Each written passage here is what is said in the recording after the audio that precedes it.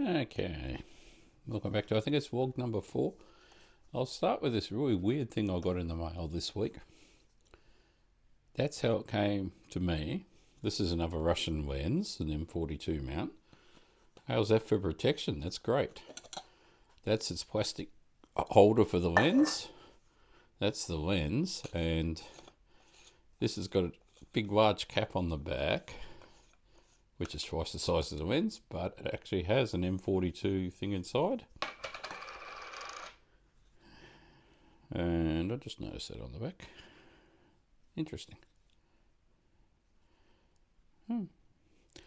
Lots of numbers there that I'll figure out later. It's not one of those lenses with that Russian technology that we'll explain in a minute. So she's a Mer 1B 2.8 f2.8, 37mm. I was trying to find a Russian 28mm, but 37 was the closest I could find. That's not too bad. That's it. There we go.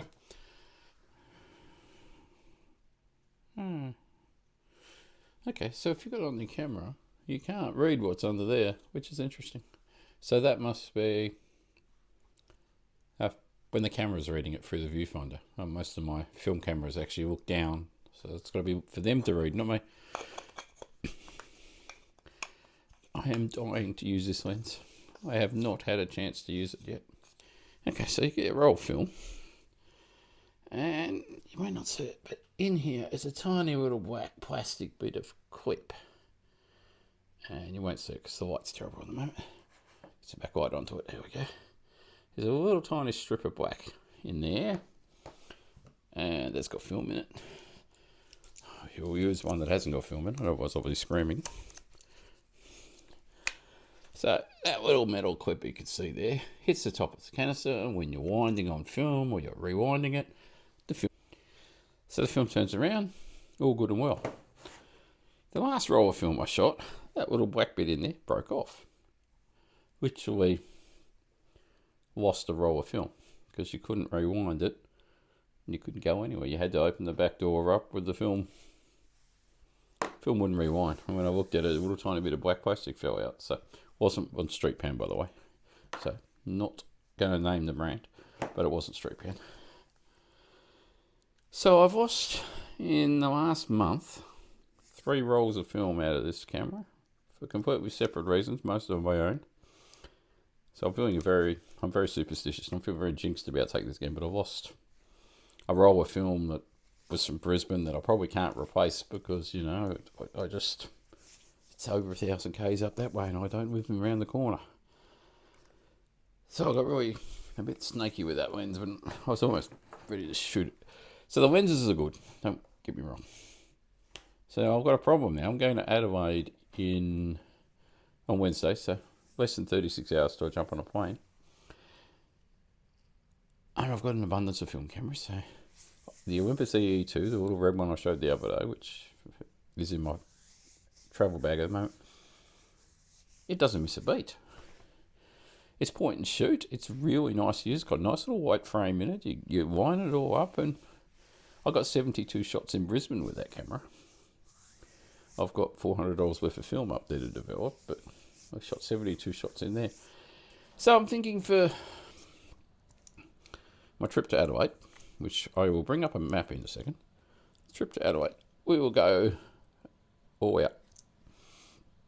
Either the SP500 behind me or the K1000. I keep running into film users. I ran into 2 of them actually in Brisbane. I ran into 1 in Sydney. And they've got K1000s. Everybody seems to have K1000s. As soon as they see me wandering around with the MX, they go, oh, what's that?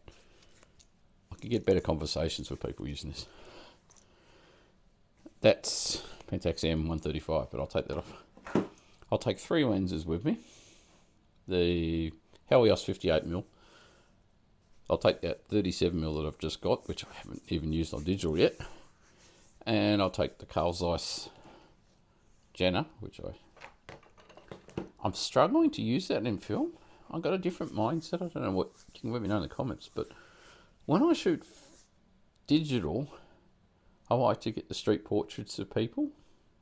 If someone's walking the street, you use a 135, you can pop them out in the scene, and it looks nice. It works as a straight zone. When I got film, I look at it and think, I'm wasting a shot by shooting a perfect stranger like that. It's so. I tend to look for more architectural things with people in front of it. And 135 mil, it's a little.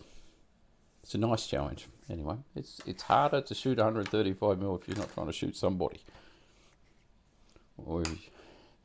So I took the Canon to Brisbane and Sydney. I only used that lens for a short time. Generally, I use the 24 to 105, which I showed. Been working really well. Got lots of good photos. I'll stick photos up at the end of the last two trips. Not having a go at Adelaide, but she's a little bit of a different kettle of fish. And I don't know if I want to run around with a Canon in some of the spots I'm going to there. So I'll take the Pentax KF, which is doing me a world of favours at the moment. I got on there the nuisance.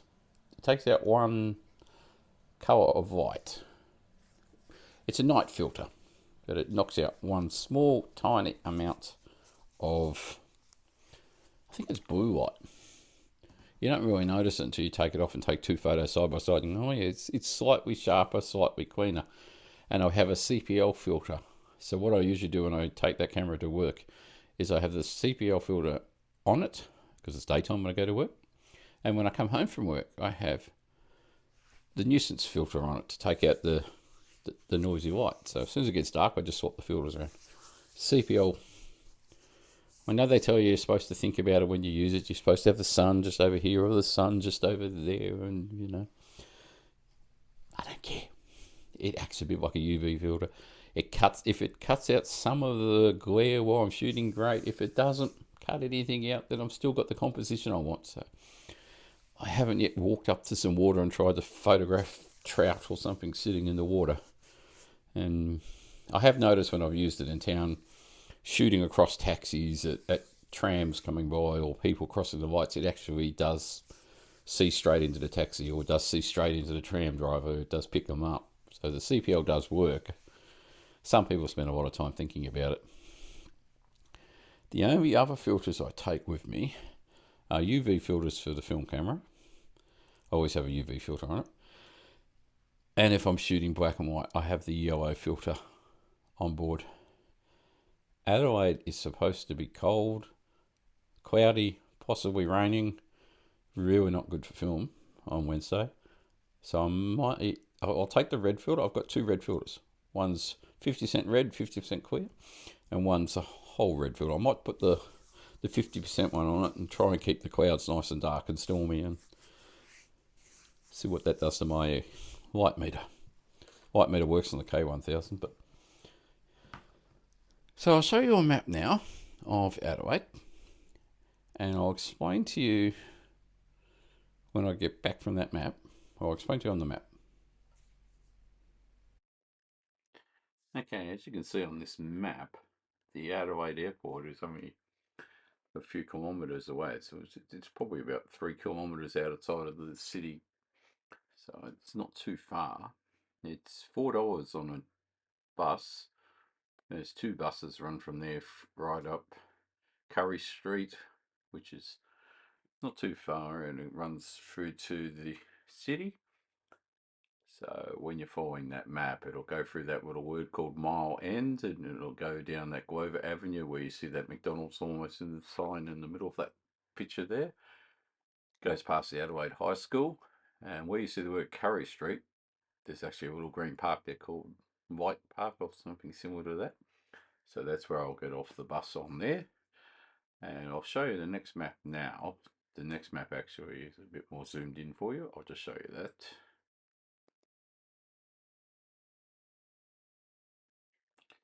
Alright, so when you're looking at a more dominant map like this one, where we zoomed in a bit more, Adelaide was designed with this green park here that goes around the outskirts of the city. It was designed more like a utopian little city. So you can see Light Square towards the top left-hand corner there. That's where I'll get off the bus. I'll walk up past that Meat Wine Company. I'll walk up to where you can see High Marsh Square market area. Then I'll walk down towards what's called Torrance University area. I'll do these squares. It's pretty tiny. A few people have told me it's about 1.6 miles wide and about 2 miles wide in each direction. So it's something like 3 or 4 k's wide. It's not a very wide city. It doesn't have any skyscrapers and it's a flat city. Up the top corner there, you can see Adelaide Botanical Gardens. Just above that is the zoo. And there is a tram. There's 2 trams running in the city. One runs down the bottom left-hand corner to take you to Glenelg Beach. The other one runs up towards the top to take you to the Adelaide Botanical Gardens. There's also 2 free city buses. One of them runs just above where this map finishes to the North Adelaide suburb and back down again. And the other one runs around the CBD in a circle as well. So that's another way of transporting yourself around the city without paying any money. It's a free bus service. I have no real plans to photograph much in there, but throughout that green stretch, definitely on the right hand side, is many pavilions, a botanical museum, which was the only one I know of in the world, let alone in Australia, as well as glass houses, greenhouses, Victorian era buildings. The city was built about 160 odd years ago, and a lot of this parkland was built in the 1880s to 1900. There's all sorts of stuff in there for that. Down the bottom, you see the word South Terrace, and then you've got a little Veal Park down there. In there is some more Chinese-orientated gardens or Japanese-orientated gardens. So somehow find the bus that gets me down there.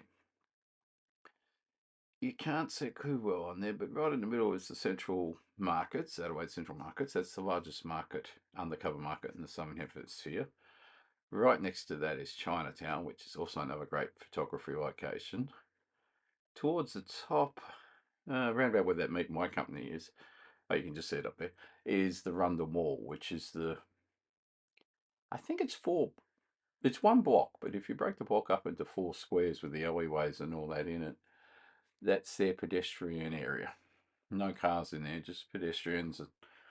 The main reason I'm not taking the Canon with me is when I was in the Air Force, we were always told if we went into the Rundle Street Mall, we had to go in 2s or 3s for our own safety because it has a bit of a track history for violence.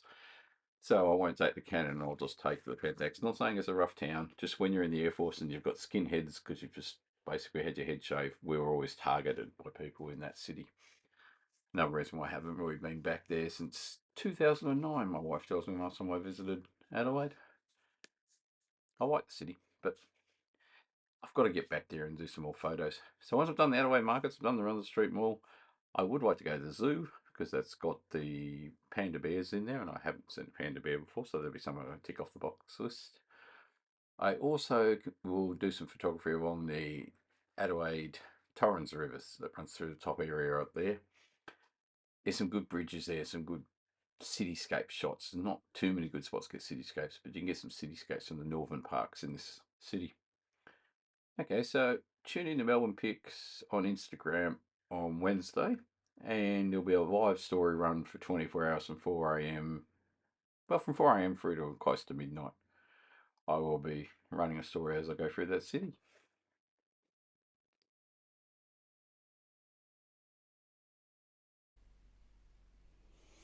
Okay, so as you can see, Adelaide's a big rectangle.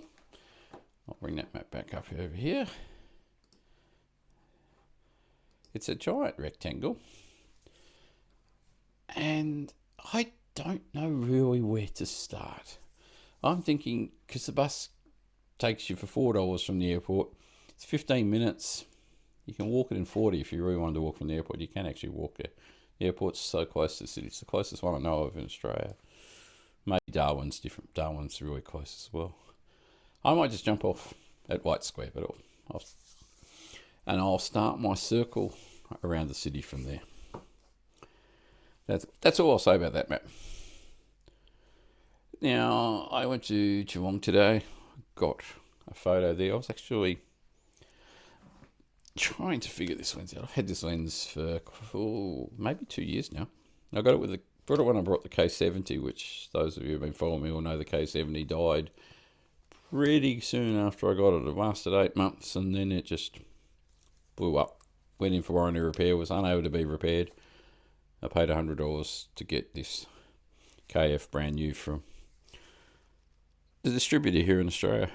They were going to give you a K70 and I said, no, I don't want to go through the same problem. You've got solenoid issues in these cameras. I don't want it. The KF apparently doesn't have it. So, the problem with this lens, not problem, is I can't tell if it's in focus. It's so fast that it's too fast. Occasionally I'll deliberately get it out of focus so I can try and spot it. It's under a millisecond to get this thing in focus. And it's really, at 55, that's about 80 mil. It's its minimum. And it's a 1.5 crop factor on Pentaxes. So 300 is 450. It's, sorry, it's quite a good lens for standing on one side of a street, zooming in on the other side of the street, and it looks like the person is standing smack bang in front of you, but they are 50 metres away. So 20 to 50 metres is what I use this lens for. I went to Geelong today, so I'll put up a photo now.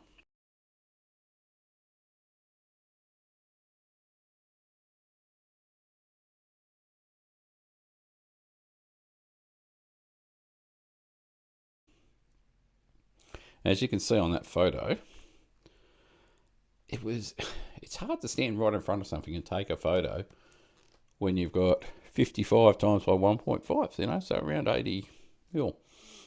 It's hard. It needs to be wider. So if that frustrates me or gets me a little bit annoyed, this sort of lens, which is mighty small, is the Pentax 21mm. So 1.5 crop factor, that's going to put it about 30mm. I like 28, so that's close.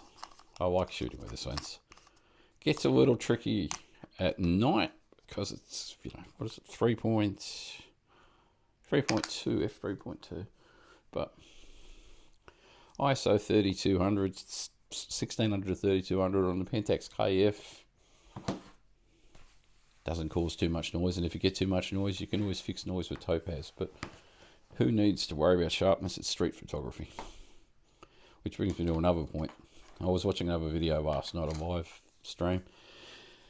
It keeps coming up, and I don't know why there's such a minority in this state that I live in that think it otherwise, but you don't need to make your street photos so sharp that you cut yourself on them. Street photos are supposed to be a bit contrasty, a bit soft. There is a very small group here in Melbourne that like to have them saturated in colour, really bright, really sharp. And as the professional photographers last night said on the YouTube thing, sharp, really crystal clear photos are what you do model shoots with, what you do product shoots with. If you're shooting a house or you're shooting a perfume bottle or something, that's when you want magazine quality sharpness. If you're shooting a general street, you don't need to have it that sharp. You want it to feel a bit more natural, a bit more like, you're there. Anyway, that's how I like to shoot too. I prefer to actually, if you look at Melbourne Pics on Instagram, you'll see no matter which camera I use, and I've got 20 odd cameras here and I use them all the time. If I didn't actually write on my Instagram what camera I was using, you wouldn't know. My Canon takes the sharpest, by far the best photos of any of my cameras. But I use my own presets, and I put a film preset on. That film preset makes it look like film. So when I put the Canon next to, it's full frame, and I put it next to an 8 megapixel 2006 camera, they actually look the same. Because they've got the preset that makes them look like they were shot on a film camera. Anyway, enough rambling about that. So I've got to get up at 3:30 on Wednesday morning, get on the road, get to the airport. I haven't checked my flight times yet. There we go. While I'm thinking about it, let's check the flight times. Everything in this world is done on a phone. I can actually leave my wallet at home. I don't even get asked for ID. I don't know. I must look over 18. But where's my phone? No, Jetstar. Do you like using this app? No. Give us feedback? No. 6:35 is my flight. And my check-in time would be about an hour before it. So I all need to be on the road by 4:30. It's 45 minutes to get to the airport from here at that time of day. And I got to go to Melbourne Airport, so it's a good 10-minute walk from the car park, and a good 10 minutes to get through security, and then another 10 minutes to get to the gate. Takes you a long time. Whereas when you go to Avalon, there's only one gate. 5 minutes from the car to the gate. I took film with me to Sydney. I took film with me to Brisbane. I asked for a hand check going to Sydney. I asked for a hand check from Sydney flying back. I asked for a hand check flying to Brisbane. I asked for a hand check of the film flying back. Never had an argument. Never had a problem. Very kind, very courteous people. They were quite happy to check the film. They just took it around the X-ray machine, gave it a swipe, made sure it didn't have any sort of narcotics on it, and nobody complained. Which shocks me because there's a heck of a lot of videos on YouTube talking about how do you get through security with film. Well, you ask them very politely, you wear a fedora, you look nice and well presented, and you use please and thank you a lot. That's pretty much the easiest way to get through. If you look like a drug dealer, maybe you won't get through. Alright, so check out Melbourne Pics on Instagram. While you're there, follow the page, follow Instagram, whatever you call that. When I'm travelling, I do a story. The story starts when I see the front door of the airport that says, welcome to Tullamarine or welcome to Avalon. I take a photo of that. I then find a coffee and I take another photo. I take a couple of photos or little videos while I'm waiting for the plane. I then record stuff while I'm on the plane because you can use your mobile phone, but you can't have it in anything other than flight mode. So I record out the window. There's a couple of videos floating around since October. I'll put another two on this week of landing in Sydney, landing in Brisbane. They get a lot of shorts views, those. So I record little videos. Bored out of my brains, to be honest. So I've got to have something to do while I'm up there. I sit there and play Tetris on the phone, and I sit there and play cards on the phone, but I make videos. Then when I land in this case it'll be Adelaide, I upload those to my story. And then as I go to different places during the story, I upload it. As I change my rolls of film, I take a photo of the film and I upload the film and the camera. One, it helps me remember later on what I've actually got in the camera. At the moment, I have got film in the Olympus, which I finished that. I loaded that and I finished it yesterday. I went to Creswick yesterday and I finished that roll film off, but I had to put that film through the X-ray machine coming back because it was inside the camera. Alright, so follow Melbourne Pics. I'll stop talking because these videos are getting too long and frankly not a lot of people are watching them anyway, so I will hopefully get some more subscribers, get some more likes. Hopefully people actually watch my videos. But the algorithm I've been on YouTube now 12 years, I think, and I don't think the algorithm's found me yet, so I'm not in a hurry to actually think it's ever going to find me. And I'll talk to you Wednesday morning before the sun comes up via a short video and on Instagram. Thank you for watching, and I'll chat to you later in the week. Okay, so I shot all these yesterday at Creswick using the Pentax with that 55 to 300mm lens. And that's my film preset. I've got 5 film presets set into my Instagram. Depending on how much light it is, I use different ones each day, depending on what time of day I'm shooting. Creswick's a nice old little town. So yeah, I just shot these while I was walking around town, and not many people to shoot. And then we went out to the family graves, the Queens and Graves up, and I found this nice thing about the Union out there as well. So you start the day, you're at the airport and you're filming people at like 4:30, 5 o'clock in the morning. The airport's quite quiet. It just gives you something to do while you're waiting for your flight. And you just have a little explore around the airports. And then this is the air train at Brisbane.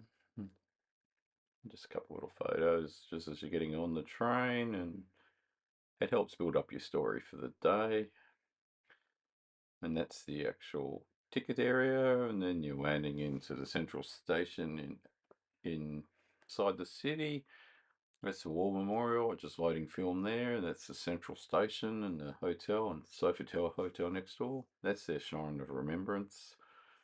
You just get a few photos while you're wandering down the street, some strange art stuff you find. The buildings used to all look like these old buildings. They sort of started upgrading it. Snap a few street photography photos for Instagram. This is Jessica Watson's boat that sailed around the world when she was a teenager. This is my dad's warship that he sailed around when he was in his early 20s during the Vietnam War. So there is another video on YouTube of the Diamantina. I've got a video about a dragon on YouTube, so I thought I'd take another video. Testing out the colour, we're using the Canon 24-105 for all these photos. So the only surf lifesaver I could find anywhere in Brisbane. This was all built in 1988, this riverbank area. Don't know where these came from. They weren't there when I was last in that in Brisbane. Finish your day, you jump on a train. That was a little bit out of order, but night shots as you're waiting for your train. Basically, you're finishing the day at the moment after sunset because we're going into winter. So you get different lens out. I'll put the 50mm on for these because it's a little bit easy to shoot that one at night. And you just get a little bit of night photos, and then you head back to the airport. And that's just trying to remember it's because day after Anzac Day.